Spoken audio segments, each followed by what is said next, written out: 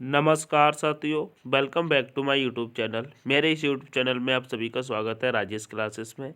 जैसा कि दोस्तों आप सभी को मालूम है, हमारी दोस्तों रेगुलर कंटिन्यू रोज़ सुबह 8:30 बजे यह जीके की क्लास होती है, जिसमें दोस्तों 30 या दोस्तों 50 प्रश्न हम देखते हैंगे। तो आज की क्लास में यह जीके के दोस्तों 30 प्रश्न हैं, जो कि दोस्तों कॉम्पिटेटिव एग्जाम के लिए अति महत्वपूर्ण है। ठीक है, आप किसी भी कॉम्पिटेटिव एग्जाम की तैयारी करते हैं तो ये छोटे छोटे प्रश्न दोस्तों आपके किसी न किसी एग्जाम में पूछ लिए जाते हैं।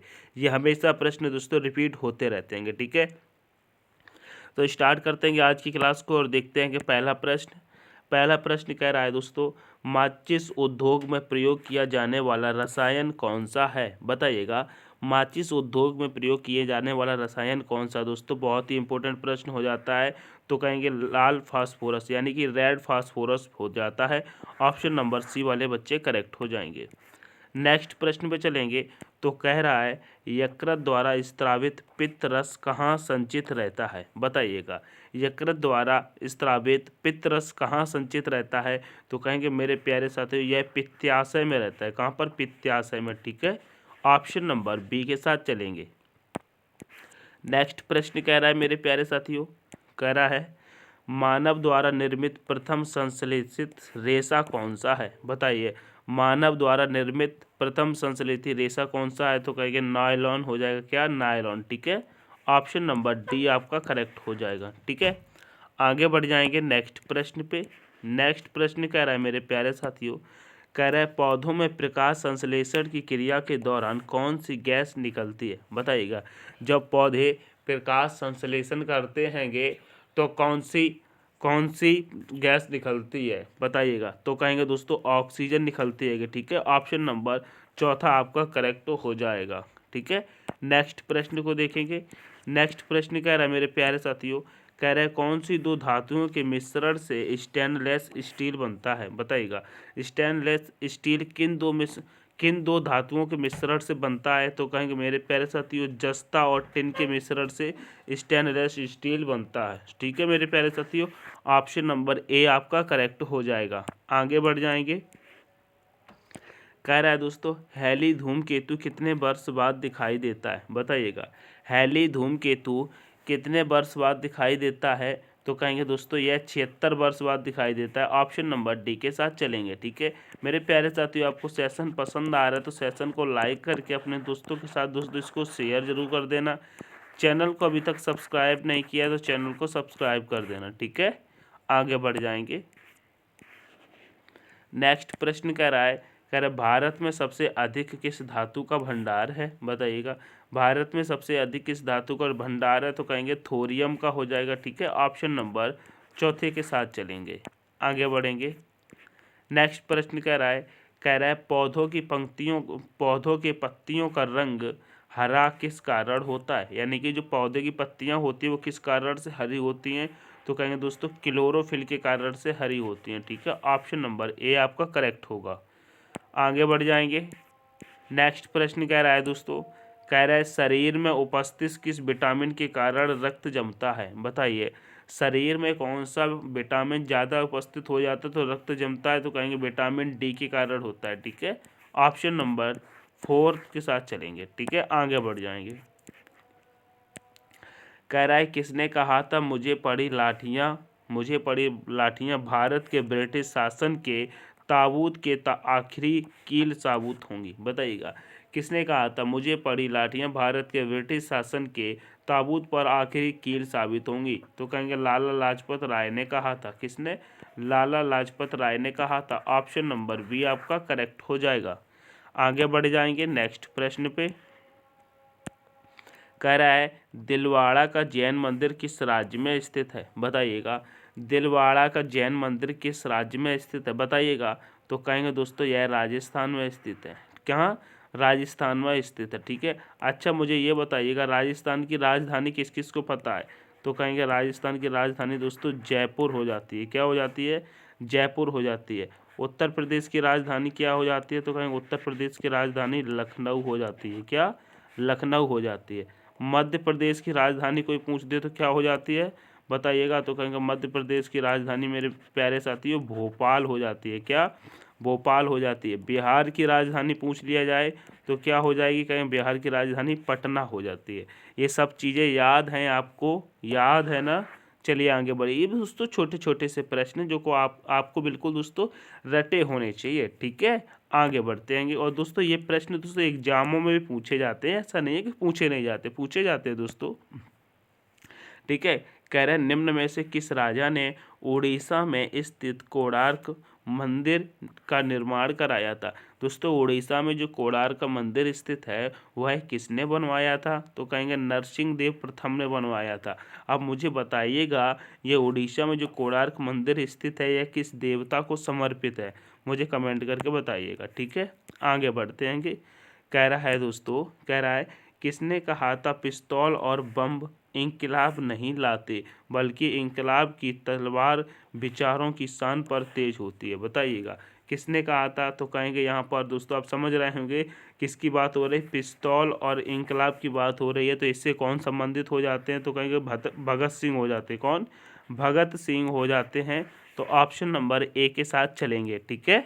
आगे बढ़ जाएंगे। नेक्स्ट प्रश्न कह रहा है ताजमहल को किसने बनाया था। दोस्तों यहाँ पे प्रश्न थोड़ा सा समझने वाला होता है। यहाँ पे कह रहा है ताजमहल को किसने बनाया था, ठीक है। यहाँ पे ये नहीं है कि ताजमहल किसने बनवाया था, यहाँ पे कारीगर की बात हो रही है। ताजमहल को किसने बनाया था, तो कहेंगे उस्ताद ईसा खान ने बनाया था। किसने, उस्ताद ईसा खान ने बनाया था, ठीक है। ऑप्शन नंबर बी आपका करेक्ट हो जाएगा। ताजमहल की बात की जाती है तो यह दोस्तों आगरा में यमुना नदी के किनारे स्थित है, ठीक है। फिर कहता है करो या मरो का नारा गांधी जी द्वारा किस आंदोलन के दौरान दिया गया था, बताइएगा। करो या मरो का नारा गांधी जी के द्वारा किस आंदोलन के दौरान दिया गया था, तो कहेंगे भारत छोड़ो आंदोलन के दौरान दिया गया था। मुझे बताइएगा यह भारत छोड़ो आंदोलन किस वर्ष आयोजित हुआ था। कमेंट करके ज़रूर बताया करो दोस्तों, कमेंट जरूर किया करो। मैं सारे ही कमेंट का रिप्लाई करता हूं, तो कमेंट किया करो, लाइक किया करो, चैनल को शेयर करके अपने चैनल को अभी तक सब्सक्राइब नहीं किया तो चैनल को सब्सक्राइब जरूर कर लेना, ठीक है। आगे बढ़ेंगे। नेक्स्ट प्रश्न कह रहा है पानीपत का प्रथम युद्ध किनके किनके बीच लड़ा गया था, बताइएगा। तो कहेंगे पानीपत का युद्ध, प्रथम युद्ध कब हुआ था, तो कहेंगे 1526 में हुआ था। किस किस के बीच हुआ था, तो कहेंगे इब्राहिम लोदी और बाबर के बीच हुआ था, ठीक है। आपको ये डेट भी याद रखनी है। आगे बढ़ जाएंगे। नेक्स्ट प्रश्न कह रहा है मीनाक्षी मंदिर किस राज्य में स्थित है, बताइएगा। मीनाक्षी मंदिर किस राज्य में स्थित है, तो कहेंगे ये तमिलनाडु में स्थित है, ठीक है। तमिलनाडु के किस स्थान पर स्थित है, किस जगह पर स्थित है, कमेंट करके बताइएगा मेरे प्यारे साथियों, बताइएगा। आप कह रहा है आईने अकबरी नामक प्रसिद्ध पुस्तक के लेखक हैं, बताइएगा। आईने अकबरी नामक प्रसिद्ध पुस्तक के लेखक हैं, बताइएगा। आईने अकबरी किसने लिखी है, मेरे प्यारे साथियों आपके पास 4 ऑप्शन है, उसमें से अबुल फजल आपका करेक्ट आंसर हो जाएगा, ठीक है। अबुल फजल ने आईने अकबरी लिखी थी। ऑप्शन नंबर तीसरे के साथ चलेंगे। नेक्स्ट प्रश्न पे चलेंगे।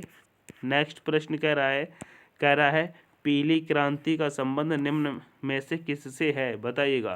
पीली क्रांति का संबंध निम्न में से किससे है, तो कहेंगे खाद्य तेल उत्पादन से है, ठीक है।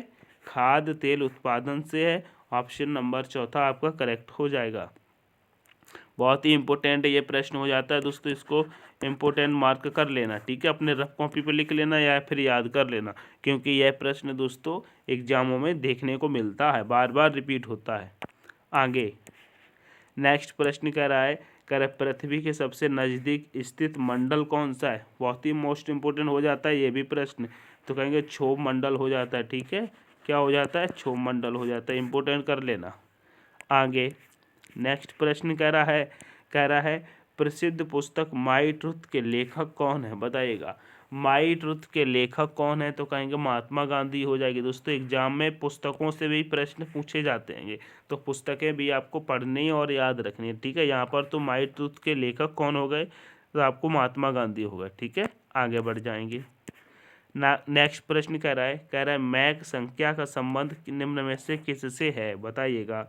मैक संख्या का संबंध निम्न में से किससे है, तो कहेंगे वायुयान की गति से है। किससे है, वायुयान की गति से। ऑप्शन नंबर ए के साथ चलेंगे। नेक्स्ट प्रश्न कह रहा है मेरे प्यारे साथियों, कह रहा है जातक कथा का संबंध किस धर्म से है? बताइएगा, जातक कथा का संबंध किस धर्म से है? तो कहेंगे बौद्ध धर्म से हो जाएगा। ऑप्शन नंबर चौथा आपका करेक्ट हो जाएगा। आगे बढ़ेंगे नेक्स्ट प्रश्न पे। नेक्स्ट प्रश्न कह रहा है, भारतीय संविधान में लोक कल्याणकारी राज्य की स्थापना किस भाग से संबंधित है? बताइए, भारतीय संविधान में लोक कल्याणकारी राज्य की स्थापना किस भाग से संबंधित है? तो कहेंगे भाग चौथे से संबंधित है। ठीक है, ऑप्शन नंबर तो तीसरा हो जाएगा सही, लेकिन भाग 4 होगा। ठीक है, याद रखना, छोटी छोटी चीज़ें आपको याद होनी चाहिए। ये अब एग्जाम में जब देखने को मिलती हैं और नहीं आती हैं तो यही आपको बड़ी लगती हैं। ईमानदारी से कमेंट करके बता दिया करना। ठीक है, कमेंट करके ईमानदारी से बता देना कि दोस्तों आपने 30 में से आपका स्कोर क्या रहा है, तब तो हम जाने कि आपको ये सारे याद थे। ठीक है, आगे बढ़ेंगे। कह रहा है, कामसूत्र नामक पुस्तक के लेखक हैं। बताइए, कामसूत्र किसने लिखी थी? तो कहेंगे वात्स्यायन ने लिखी थी। किसने? वात्स्यायन ने। ठीक है, आगे बढ़ जाएंगे। कह रहा है, शोल्डर यानी कि कह रहा है दोस्तों, शोल्डर यानी कि टाँका किसका मिश्रण होता है? बताइए, शोल्डर किसका मिश्रण होता है? तो कहेंगे टिन और सीसा का होता है। ठीक है, ऑप्शन नंबर तीसरा आपका करेक्ट हो जाएगा। नेक्स्ट प्रश्न कह रहा है दोस्तों, कह रहा है एंडोस्कोपी किस सिद्धांत पर आधारित है? बताइए, एंडोस्कोपी किस सिद्धांत पर आधारित है? तो कहेंगे पूर्ण आंतरिक परावर्तन पर आधारित है। ठीक है, पूर्ण आंतरिक परावर्तन। ठीक है, ऑप्शन नंबर पहला करेक्ट हो जाएगा। नेक्स्ट प्रश्न कह रहा है दोस्तों, प्रेशर कुकर में किस कारण कम समय में खाना बन जाता है? बताइएगा, किस कारण कम समय में खाना बन जाता है? तो कहेंगे उच्च क्वथनांक के कारण। क्या? उच्च क्वथनांक के कारण हो जाता है। ठीक है, ऑप्शन नंबर दूसरा करेक्ट हो जाएगा। नेक्स्ट प्रश्न कह रहा है दोस्तों, कह रहा है सत्यार्थ प्रकाश नामक पुस्तक के लेखक कौन है? बताइएगा, सत्यार्थ प्रकाश नामक पुस्तक के लेखक कौन है? तो कहेंगे दयानंद सरस्वती हो जाएंगे। क्या? दयानंद सरस्वती। तो मेरे प्यारे साथियों, ऑप्शन नंबर तीसरा आपका यहाँ पर करेक्ट हो गया। आप देखिएगा मेरे प्यारे साथियों, यहाँ पर 30 क्वेश्चन दोस्तों हमने जीके के कंप्लीट करा दिए। ठीक है, क्या? जीके के 30 क्वेश्चन कंप्लीट करा दिए। अब इस 30 में से आपका स्कोर क्या रहा है? तो दोस्तों ईमानदारी से कमेंट करके बता देना कि आपका स्कोर क्या रहा है। ठीक है, अगर आपको इसके बारे में कोई डिटेल में मालूम है और क्वेश्चन के आंसर आते हैं तो अभी क्वेश्चन के आंसर करके बता दिया करना। ठीक है, मिलते हैं कि नेक्स्ट सेशन में, तब तक के लिए take care, all the best, thanks for watching. जय हिंद, जय भारत, जय माँ सरस्वती।